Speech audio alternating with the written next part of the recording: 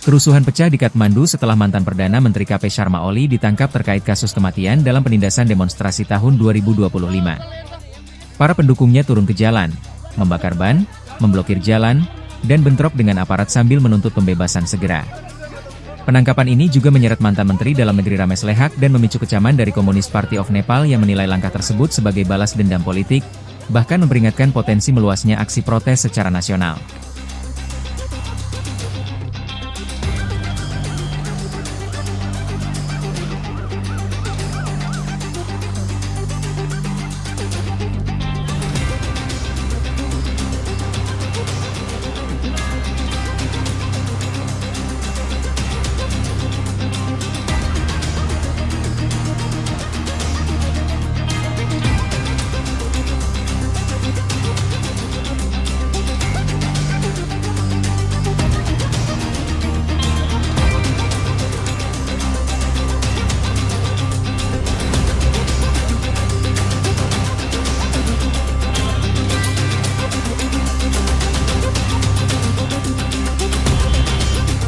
खास अहिले चाहिँ हामी हाम्रो पार्टीका अध्यक्ष सम्माननीय पूर्व प्रधानमन्त्री केपी शर्मा ओली र पूर्व गृहमन्त्री उहाँहरूको चाहिँ जुन अहिले राज्यको तर्फबाट हिजो मात्रै गठित नवगठित सरकारले जुन एकलौटी ढङ्गले जुन चाहिँ उनीहरूले राजनीतिक प्रतिशोधको स्रोत बोकेर उहाँहरूलाई जुन खालको अहिले व्यवहार गरेको छ या उहाँहरूलाई अहिले रिहाई चाहिँ के अरे पक्रेको छ अनुसन्धानलाई लगेको छ त्यसमा हामीले चाहिँ चाँडोभन्दा चाँडो रिहाई हुनुपर्छ भन्ने हाम्रो मान्यता हो।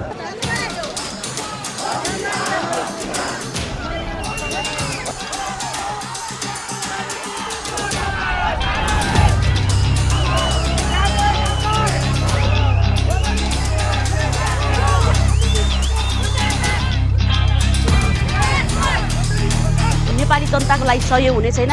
यो नेकपा एमालेको नेता अथवा काङ्ग्रेसको एकजना नेतासँगको मात्रै होइन, यो चाहिँ एउटा लोकतन्त्रमाथिको प्रहार हो भन्ने कुरा चाहिँ उहाँहरूले गरेको हो भन्ने कुरा हामीले महसुस गरेका छौँ।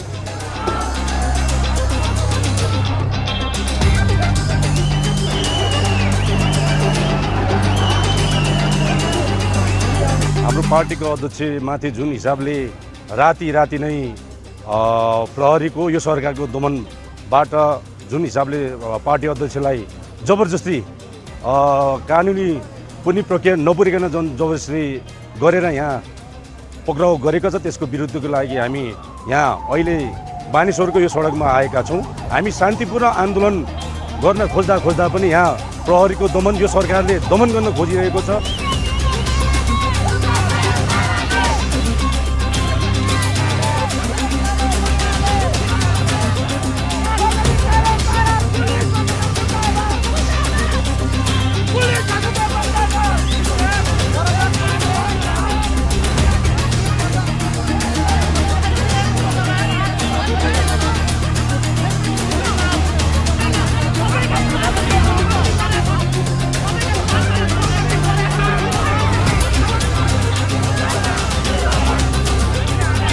शासनको विरुद्ध, करप्सनको विरुद्ध जुन हिसाबले जेएनजीले गरेको त्यसमा हाम्रो पनि फुल्ली समर्थन थियो।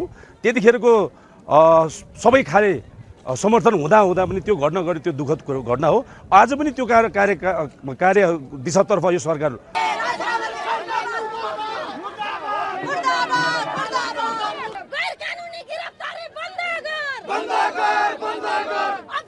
शान्तिपूर्ण आन्दोलन भएर आज हामी साङ्गीतिक मात्रै दिन खोजेका हुन्। यदि यो आज बेलुकासम्म हाम्रो पार्टीको अध्यक्षलाई रिहा गर्यो भने गर्यो, भोलिदेखि हामी यदि यो गरेन भने दिल्लीभरि देशव्यापी रूपमा आन्दोलन गरेर हामीले प्रतिकारमा उत्रिनेवाला छौँ भन्ने कुरा राख्न चाहन्छु।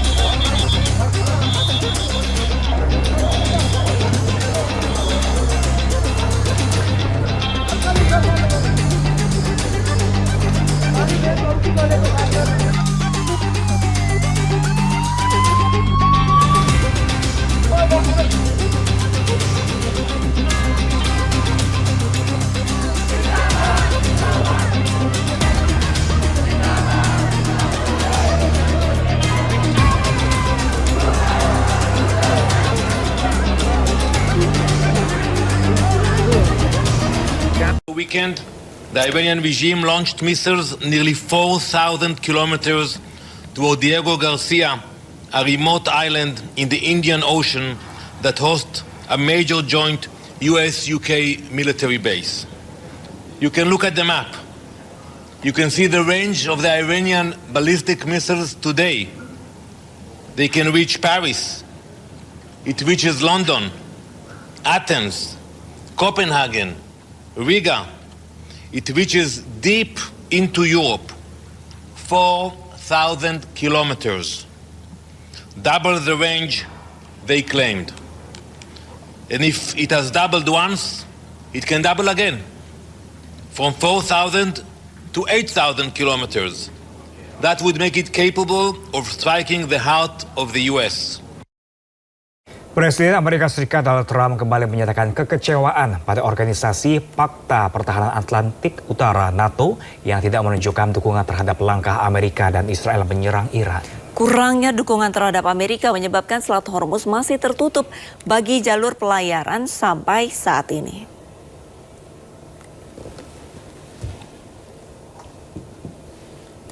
Trump menyebut sejak 25 tahun lalu NATO kurang menunjukkan dukungan maksimal terhadap Amerika Serikat dan menyebut organisasi NATO sebagai macan kertas.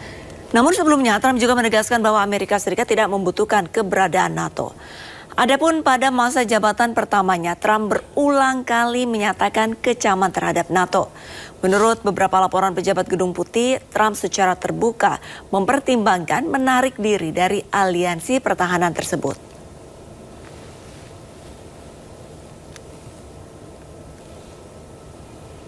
I'll say it publicly, we're very disappointed with NATO because NATO has done absolutely nothing.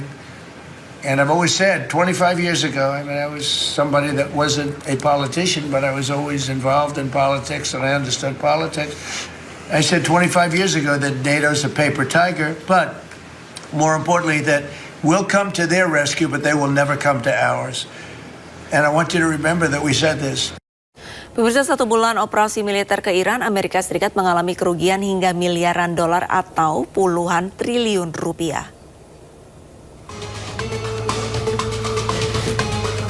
Media The Wall Street Journal melaporkan Amerika mengalami kerugian hingga 2,9 miliar dolar atau setara dengan 50 triliun rupiah.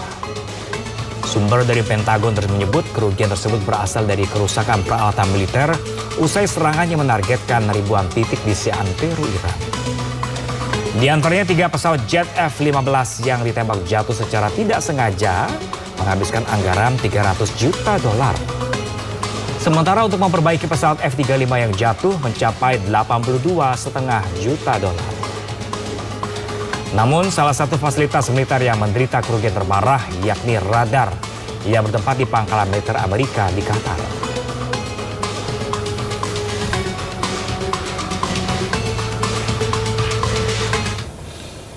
Perancis mengumumkan negara-negara anggota G7 akan membahas pelepasan cadangan minyak strategis pada pertemuan di Perancis hari Sabtu mendatang. Langkah ini dilakukan di tengah lonjakan harga sejumlah sektor akibat konflik yang terjadi di Timur Tengah. Perancis menyampaikan pertemuan tersebut akan berlangsung untuk pertama kalinya dalam 50 tahun terakhir. Sebelumnya pada 11 Maret lalu, Badan Energi Internasional IEA sepakat untuk melepaskan 400 juta barel minyak dari cadangan darurat, menyusul gangguan pasokan akibat situasi di Timur Tengah. Eskalasi ketegangan di sekitar Iran menyebabkan pengiriman melalui Selat Hormuz menjadi terhambat. Selat ini merupakan nadi utama distribusi minyak dan gas alam cair dari negara Teluk Persia ke pasar global sehingga mempengaruhi tingkat ekspor dan produksi minyak di kawasan dan mendorong kenaikan harga.